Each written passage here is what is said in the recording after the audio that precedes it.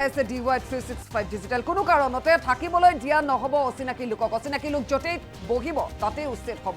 উজনিৰ 2-3টা স্থানত উচ্ছেদৰ পৰিকল্পনা চৰকাৰৰ অচিনাকি লোকক লৈ পুনৰ মুখ্যমন্ত্ৰী হিমন্ত বিশ্ব শৰ্মা হৰব হৈ পৰিছে ডাঙৰ মন্তব্য আগবঢ়াইছে মুহূৰ্তত আমি সবিশেষজনা কোনো কাৰণতে থাকিবলৈ দিয়া নহব অচিনাকি লোকক এটা হুংকাৰ আহি পৰিছে অচিনাকি লোকক সন্দেহজনক লোকক কোনো কাৰণতে থাকিবলৈ দিয়া নহব অচিনাকি লোক যতেই বহিব তাতেই চলিব উচ্ছেদ অসমৰ মুখ্যমন্ত্ৰী হিমন্ত বিশ্ব শৰ্মাৰ এই মুহূৰ্তত ডাঙৰ হুংকাৰ আমি শুনিবলৈ পাইছো উজনিৰ আৰু 2-3টা স্থানত উচ্ছেদৰ পৰিকল্পনা কৰি আছে চৰকাৰে আৰু অচিনাকি লোকক লৈ পুনৰ মুখ্যমন্ত্ৰী হিমন্ত বিশ্ব শৰ্মাৰ এটা ডাঙৰ মন্তব্য ভিন্ন প্ৰান্তত উচ্ছেদ চলিছে আৰু পুনৰ মুখ্যমন্ত্ৰীগৰাকীয়ে সন্দৰ্ভত এতিয়া মুখ খুলিছে অচিনাকি লোকৰ ক্ষেত্ৰত সজাগ হ'ব লাগিব ৰাইজক এবাৰ সকীয়াই দিছে অসমবাসী ৰাইজক এবাৰ আহ্বান অসমবাসী ৰাইজলৈ মুখ্যমন্ত্ৰীগৰাকীৰ চৰকাৰে অকলে অসমখনক সুৰক্ষিত কৰিব নোৱাৰে গতিকে জনতাই সহযোগ কৰিব লাগিব এনে ধৰণৰ উদ্দেশ্যৰে এবাৰ মুখ্যমন্ত্ৰীগৰাকীৰ মন্তব্য সকলোৱে অৱদান আগবঢ়াব লাগিব এই ক্ষেত্ৰত অসমৰ মুখ্যমন্ত্ৰী হিমন্ত বিশ্ব শৰ্মাৰ এই মন্তব্য আমি শুনিবলৈ পাইছো জাতীয় প্ৰতিৰোধ গঢ়ি তুলিব লাগিব অসমৰ ৰাইজে মুখ্যমন্ত্ৰী হিমন্ত বিশ্ব শৰ্মাৰ ডাঙৰ মন্তব্য ভাড়াঘৰত থাকিবলৈ দিব নালাগে অচিনাকি লোকক সজাগ হ'ব লাগিব অসমবাসী ৰাইজ কোনো ধৰণৰ কাম কাজতে মাতিব নালাগিব অচিনাকি লোকক আৰু মানুহে নিজৰ ভাড়াঘৰ দিলে তাত উচ্ছেদ চলাব নোৱাৰিব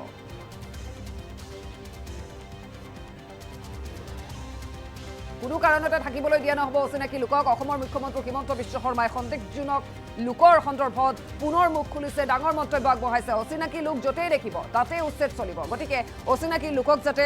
কোনো কাৰণতে থাকিবলৈ দিয়া নহয় ভাড়াঘৰত এনে ধৰণৰ আহ্বান বা সকীয়নি দিছে অসমবাসী ৰাইজলৈ মুখ্যমন্ত্ৰী হিমন্ত বিশ্ব শৰ্মাৰ তৰফৰ পৰা উজনিৰ 2-3টা স্থানত উচ্ছেদৰ পৰিকল্পনা কৰি আছে চৰকাৰে আৰু অসমবাসী ৰাইজক সহযোগ কৰিবলৈ আহ্বান জনাইছে অচিনাকি লোকক লৈ মুখ্যমন্ত্ৰী হিমন্ত বিশ্ব শৰ্মাই এই কথা উল্লেখ কৰিছে যে অচিনাকি লোকক কোনো কাৰণতে আপোনালোকৰ ভাড়াঘৰত থাকিবলৈ নিদিব সজাগ হ'ব লাগিব প্ৰতিগৰাকী লোক জনতাই সহযোগ কৰিলে ৰাইজে সহযোগ কৰিলেহে চৰকাৰ আগবাঢ়িব পাৰিব এনে ধৰণৰ মন্তব্য আমি শুনিবলৈ পাইছো চৰকাৰে অকলে অসমখনক সুৰক্ষিত কৰিব নোৱাৰে অৰ্থাৎ অসমবাসী ৰাইজক সহযোগ কৰিব লাগিব আপুনি অচিনাকি লোকক কোনো কাৰণতে নিজৰ কোনো কামত নামাতিব বা ভাড়াঘৰত থাকিবলৈ নিদিব এনে ধৰণৰ মন্তব্য আমি শুনিবলৈ পাইছো সকলোৱে অৱদান আগবঢ়াব লাগিব সন্দেহজনক লোকক খেদাৰ সন্দৰ্ভত জাতীয় প্ৰতিৰোধ গঢ়ি তুলিব লাগিব অসমৰ ৰাইজে এই মন্তব্য অসমৰ মুখ্যমন্ত্ৰী হিমন্ত বিশ্ব শৰ্মাৰ ভাড়াঘৰত থাকিবলৈ দিব নালাগে অচিনাকি লোকক অসমবাসী ৰাইজলৈ মুখ্যমন্ত্ৰীৰ এবাৰ আহ্বান পুনৰ মুখ খুলিছে অসমৰ মুখ্যমন্ত্ৰী হিমন্ত বিশ্ব শৰ্মাই কোনো ধৰণৰ কাম কাজতে মাতিব নালাগিব অচিনাকি লোকক এই আহ্বান অসমৰ মুখ্যমন্ত্ৰীগৰাকীৰ অসমবাসী ৰাইজে প্ৰতিটো কথা শুনিব লাগিব মুখ্যমন্ত্ৰী হিমন্ত বিশ্ব শৰ্মাৰ মানুহে নিজৰ ভাড়াঘৰ দিলে তাত উচ্ছেদ চলাব নোৱাৰি গতিকে আপুনি ভাড়াঘৰ নিদিব আৰু অসমবাসী ৰাইজক এটা কথা বাৰে বাৰে সকীয়াই দিছে যে যিকোনো স্থানতে যি স্থানতে অচিনাকি লোকক দেখা হ'ব যি স্থানতে সন্দেহজনক লোকক দেখা হ'ব সেই স্থানতে উচ্ছেদ চলিব কোনো ধৰণৰ ৰেহাই নহ'ব দয়া নাই ক্ষমা নাই নীতিৰে প্ৰতিটো স্থানত উচ্ছেদ চলিব বুলডোজাৰ চলিব এনে ধৰণৰ মুখ্যমন্ত্ৰী হিমন্ত বিশ্ব শৰ্মাৰ এই মুহূৰ্তত আমি মন্তব্য শুনিবলৈ পাইছো আমাৰ ওচৰত সেই বিশেষ মন্তব্য আছে কি কৈছে আমি শুনাব বিচাৰিছো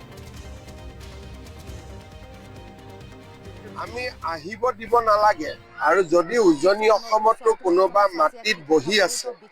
যেনেকে আমি উৰিয়াম ঘাটত কৰিলো আৰু 2-3টা জাগাত কৰাৰ প্লেনিং আমাৰ আছে যতে বহিব আমি তাতেই উচ্ছেদ কৰিম খালি মানুহে ভাড়াঘৰ দিব নালাগে মানুহে আশ্ৰয় দিব নালাগে মানুহে যদি নিজৰ ভাড়াঘৰ দিয়ে তেতিয়াতো আৰু আমি উচ্ছেদ কৰিব নোৱাৰো সেইকাৰণে যোৱাকালি মোৰ ভাষণত মই কৈছো যে চৰকাৰে অকলে অসমক সুৰক্ষিত কৰিব নোৱাৰে সকলোৱে তাত অৱদান জনাব লাগিব ভাড়া দিব নালাগিব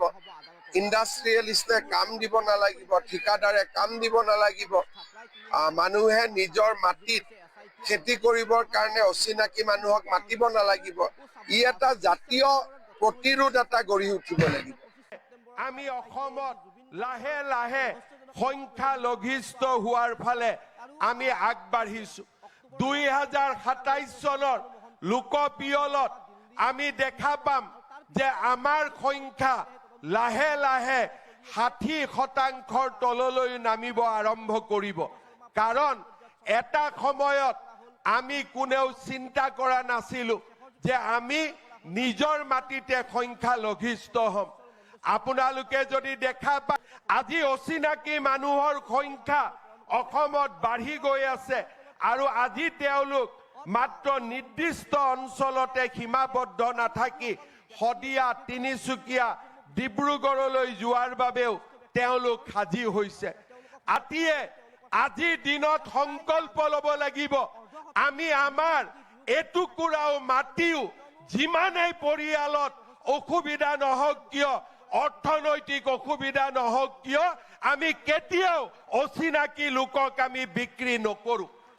এই সংকল্প আমি ল'ব লাগিব আমাৰ মাটি যদি অচিনাকি মানুহৰ হাতলৈ যায় আমি জাতি হিচাপে জীয়াই থাকিব নোৱাৰিম প্ৰতিগৰাকী ব্যৱসায়ীয়ে সিদ্ধান্ত ল'ব লাগিব প্ৰতিগৰাকী উদ্যোগপতিয়ে সিদ্ধান্ত ল'ব লাগিব যে আমাৰ প্ৰতিষ্ঠানত আমি অচিনাকি মানুহক চাকৰি নিদিও আমি আমাৰ নিজৰ ল'ৰা ছোৱালীক আমি চাকৰি দিম প্ৰতিগৰাকী অসমীয়া উদ্যোগপতি প্ৰতিগৰাকী অসমীয়া ব্যৱসায়ীয়ে সিদ্ধান্ত ল'ব লাগিব যে মোৰ গাড়ীখন অচিনাকি মানুহে নচলায় মোৰ গাড়ীখন মোৰ অসমীয়া যুৱক যুৱতীয়ে চলাব অসমৰ যুৱক যুৱতীয়ে চলাব অৰ্থনীতি কোনোবাই আমাক বেছিকৈ দিব পাৰে কাৰণ তেওঁলোকৰ ব্যৱসায় অবৈধ ব্যৱসায় তেওঁলোকে অবৈধ গৰুৰ ব্যৱসায় কৰে অবৈধ ড্ৰাগছৰ ব্যৱসায় কৰে অবৈধ বহুত ধৰণৰ অবৈধ ব্যৱসায় কৰে 2 টকা